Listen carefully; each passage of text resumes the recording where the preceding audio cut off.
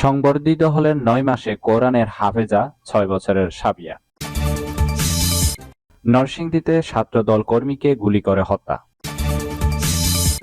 প্রধান উপদেষ্টা লোক দেখানো পরিবর্তন চান না, পার্বত্য উপদেষ্টা।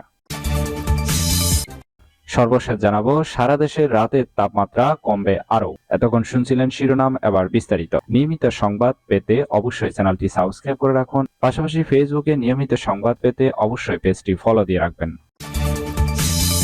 সংবর্ধিত হলেন ৯ মাসে কোরআনের হাফেজা ৬ বছরের সাফিয়া। সম্পূর্ণ কোরআন শরীফ মাত্র ৯ মাসে মুখস্থ করে বিস্ময়কর দক্ষতার পরিচয় দিয়েছেন ৬ বছর ৪ মাস বয়সী সাফিয়া বিনতি মোহাম্মদ আবুল খায়ের। রাজধানী মিরপুরে অবস্থিত মাদ্রাসা সুফুফা লিল বানাত থেকে কোরআন মুখস্থ করে সাফিয়া। ওই মাদ্রাসা দোয়া ও সিরাত মাহফিলে সাফিয়ার কৃতিত্ব উদযাপনের পাশাপাশি ইসলামের গুরুত্বপূর্ণ বিষয় নিয়ে আলোচনা করা হয়। অনুষ্ঠানে প্রধান অতিথির বক্তব্যে আহমদ আলী কাশিমি বলেন, কোরআন হিফজ শুধু একটি দৃষ্টান্তমূলক কাজ নয়, বরং এটি আল্লাহর কাছ থেকে একটি বিশেষ নিয়ামত। যারা কোরআন হিফজ করে তারা দুনিয়া ও আখিরাতে সম্মানিত।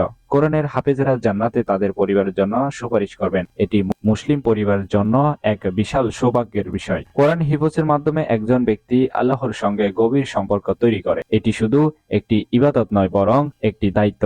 যারা কোরআনের হাফেজ হন তাদের জীবনে আল্লাহর বিশেষ রহমত নেমে আসে। কোরআন হিফজ কেবল দুনিয়ার জন্য নয়, আখিরাতেও তাদের মর্যাদা বৃদ্ধি করে। নরসিংদীতে ছাত্রদল কর্মীকে গুলি করে হত্যা। নরসিংদীতে ব্যাডমিন্টন খেলার সময় ছাত্রদলের এক কর্মীকে গুলি করে হত্যা করেছে দুর্বৃত্তরা। সদর উপজেলার পাঁচদুনা এলাকায় এই ঘটনা ঘটে। নিহত হুমায়ুন কবির পাঁচদুনা গ্রামের একরামুল হকের ছেলে এবং মেহেরপাড়া ইউনিয়ন ছাত্রদলের সক্রিয় সদস্য ছিলেন। নিহতদের স্বজন ও স্থানীয়রা জানান, হুমায়ুন তার নিজ এলাকায় ব্যাডমিন্টন খেলছিল। এ সময় শাহ আলম ও টিটু নামে দুইজন তাকে মসজিদের পাশে ডেকে নিয়ে যায়। সেখানে তাকে গুলি করে পালিয়ে যায় ওই দুই যুবক। পরে তাকে উদ্ধার করে নরসিংদী সদর হাসপাতালে নিয়ে গেলে কর্তব্যরত চিকিৎসক মৃত ঘোষণা করেন। এ বিষয়ে মাদবদী থানায় ভারপ্রাপ্ত কর্মকর্তা ওসি মোহাম্মদ নজরুল ইসলাম বলেন, ব্যাডমিন্টন খেলার এক পর্যায়ে অজ্ঞাত দুর্বৃত্তরা হুমায়ুনকে গুলি করে পালিয়ে যায়। ধারণা করা হচ্ছে পূর্ব শত্রুতার জেরেই তাকে হত্যা করা হয়েছে। তিনি আরো বলেন, হত্যার প্রকৃত কারণ উদ্ঘাটন সহ হত্যাকারীদের গ্রেপ্তারে পুলিশ কাজ করছে।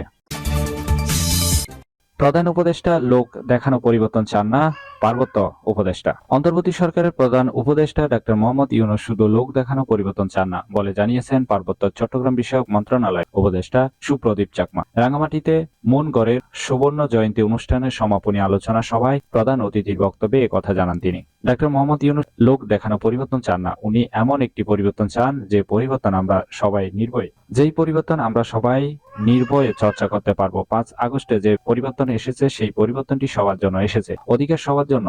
এই অধিকারটি প্রতিষ্ঠান করার জন্যই এই পরিবর্তন। সুপ্রদীপ চাকমা আরো বলেন, আমাদের অধিকার প্রতিষ্ঠা করতে গিয়ে আমরা যেন দেশ, রাষ্ট্র ও সংবিধানের মানুষ হিসেবে অধিকারের পাশাপাশি দায়িত্ব পালন করি।